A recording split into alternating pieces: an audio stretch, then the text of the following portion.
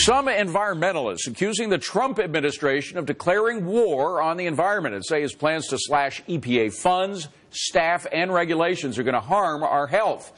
But John says what it will do is protect our economy. How so, John?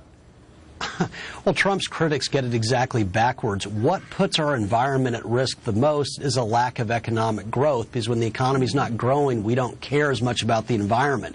So the paradoxical truth is, if you want to improve the environment, slash the EPA budget and allow the U.S. economy to grow. Well, slashing the budget is the phrase to use, Bruce. This is a 31% cut in the EPA. That's what's proposed. It's the biggest cut of all the agencies, $2.6 billion. What do you think?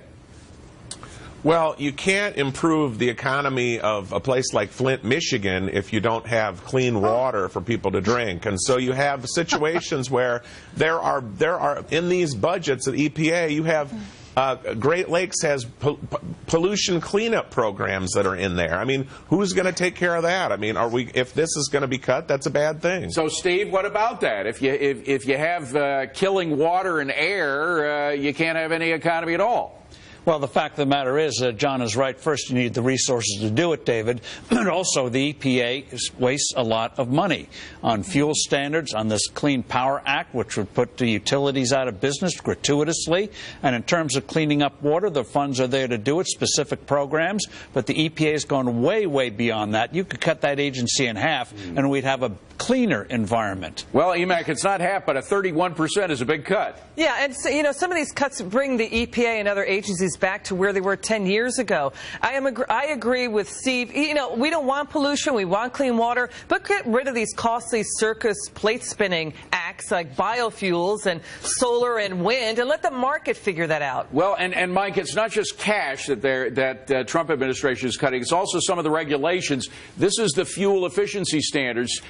President Obama wanted to switch it to 54.5 miles per gallon by 2025. That's a huge thing. This week, Trump said, no, we're not going to go with that anymore. And Trump is absolutely right. One of the things these fuel standards have done, David, is they've caused auto companies to make much lighter cars, which has made them much more dangerous. They then raised the price. Under Obama, the EPA has added almost 4,000 pages of rules, costing the economy $50 billion. Sabrina, we don't have much time, but are these cuts going to remain?